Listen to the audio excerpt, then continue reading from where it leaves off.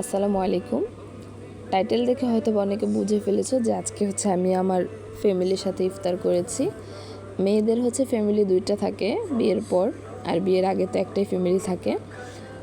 বিয়ের পর হচ্ছে শ্বশুরবাড়ি এবং বাবার বাড়ি, এই দুইটা নিয়ে হচ্ছে মেয়েদের ফ্যামিলি। তো আজকে আমার বাবার বাড়ির ফ্যামিলি আমাদের বাসায় এসেছিলো। আলহামদুলিল্লাহ আমরা সবাই একসাথে বসে আজকের এই 11 রমজানের ইফতার করেছিলাম। আলহামদুলিল্লাহ, একটা মেয়ে হচ্ছে বিয়ের পর যখন তার বাবার বাড়ি কেউ তাদের বাসায় আসে, তার থেকে বেশি খুশি মনে হয় না আর কেউ হয়ে থাকে। তো আজকে হচ্ছে আমাদের বাড়ি থেকে আমার আম্মু, আমার বোন এবং আমার দাদি এসেছিল।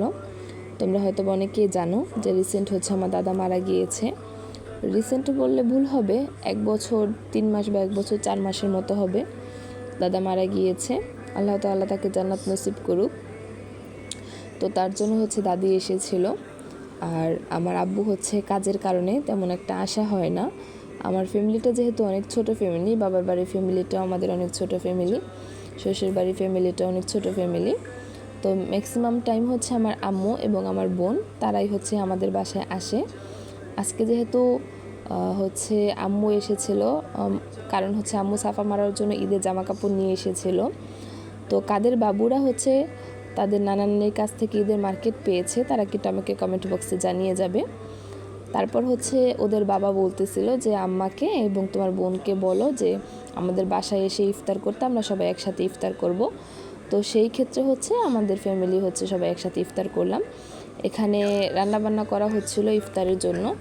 যেহেতু অনেক আইটেম রান্না করা হয়েছে, তার জন্য সবগুলো ভিডিও আমি একসাথে আপলোড করতে পারতেছি না। আমি পরবর্তী ধাপে এগুলো আপলোড করে দিব। এখানে আমি ফালুদা রান্না করব, তার জন্য ফালুদা সব কিছু রেডি করতেছিলাম। আর ওইদিকে হচ্ছে আমার শাশুড়ি ভর্তা আর হচ্ছে খুদের ভাত রান্না করতেছিল, সাথে অন্যান্য আইটেমগুলো রান্না করতেছিল। ভিডিওটা অনেক লং হয়ে যাবে এতগুলো রেসিপি একসাথে আপলোড করলে, পরবর্তীতে আমি আপলোড করে দিব। এখানে খুদের ভাতটা রান্না করা হচ্ছে। আমাদের অঞ্চলে এটাকে খুদের ভাতই বলা হয়, অনেকের অঞ্চলে এটাকে বেউয়া ভাতও বলে থাকে। আর কার কার অঞ্চলে আমি কী বলে ওটা আমি জানি না, একটু আমাকে কমেন্ট বক্সে জানিয়ে যাবে। আরেকটা কথা হচ্ছে, কারা কারা ঈদের মার্কেট করেছে তারা কমেন্ট বক্সে বলে যাবে। আর এখানে হচ্ছে কি কি মেনু ছিল সেটা আমি তোমাদেরকে একটু পরে দেখিয়ে দিচ্ছি। ভিডিওটা লং হয়ে যাওয়ার কারণে আমি আপলোড করতে পারতেছি না, সরি। আর হচ্ছে তোমরা ফুল ভিডিও যদি দেখতে চাও তাহলে কমেন্ট বক্সে জানিয়ে যাবে, সবগুলো ধাপ আমি ধাপে ধাপে আপলোড করে দিব। এখানে হচ্ছে আমি ডিমের চপ বানাবো, আরও কয়েকটা আইটেম রান্না করব ভেবেছিলাম, বাট সময় স্বল্পতার কারণে আমি রান্না করতেই পারতেছিলাম না। তোমাদের সাফা মারোয়া কিন্তু অনেক দুষ্টুমি করে, সেটা হয়তো বা তোমরা ক্যামেরার ভিতরে দেখো না, বাট ক্যামেরার বাইরে তারা মাশাআল্লাহ অনেক দুষ্টুমি করে, সারাদিন অনেক অ্যাক্টিভ থাকে এবং অনেক খেলাধুলা করে। তবে সেই খেলাধুলার থেকে বেশি একটু দুর্ঘটনা ঘটিয়ে ফেলে। যেমন তারা দুইজন যদি একসাথে থাকে তখন হচ্ছে মারামারি করে। এই তো আজকেই হচ্ছে 2বার মারামারি করেছিল।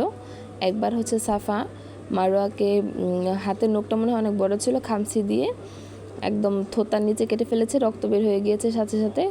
তারপর রাত্রের দিকে মারোয়া হচ্ছে সাফাকে খামচি দিছে, তারপর সাফার কানের মধ্যে একদম কেটে গিয়েছিল, সেখানে রক্ত বের হয়ে গিয়েছিল।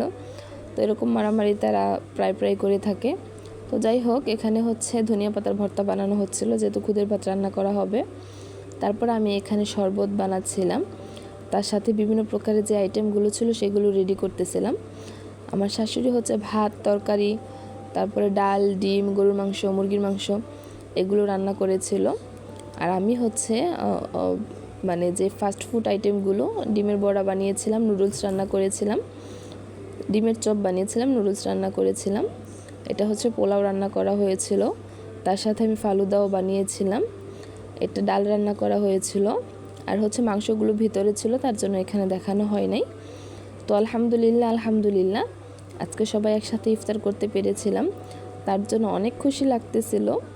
আর মেয়েদের বিয়ের পর হচ্ছে যখন তার বাড়ি থেকে কোনো মেহমান আসে, বিশেষ করে মা বাবা ভাই বোন আসে, তখন তো তাদের আনন্দের কোনো সীমাই থাকে না।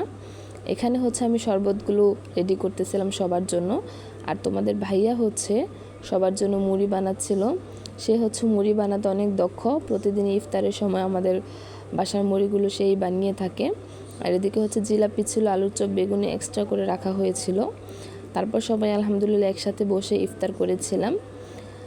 আজকে ভয়েসটা হচ্ছে আমি বলে বোঝাতে পারবো না তোমাদেরকে যে কতটা খুশি লাগতেছিল আজকে, কারণ একটা মেয়ের লাইফে হচ্ছে বিয়ের পর তাদের মা বাবা থাকলে বা তাদের বাড়িতে আসলে তারা যে কতটা খুশি হয় সেটা যারা বিবাহিত লাইফ আছে তারাই বলতে পারবে। আর আমার মতো এমন সাপোর্টিভ শ্বশুর শাশুড়ি বা হাজব্যান্ড থাকলে তার কোনো কথাই নেই। এবং লাস্টলি হচ্ছে আমি স্প্রিট খেয়েছিলাম, কারণ সারাদিন অনেক খাওয়া দাওয়া করেছি, একটু হজমের জন্য স্প্রিটটা আমার খেতে হয়েছিল।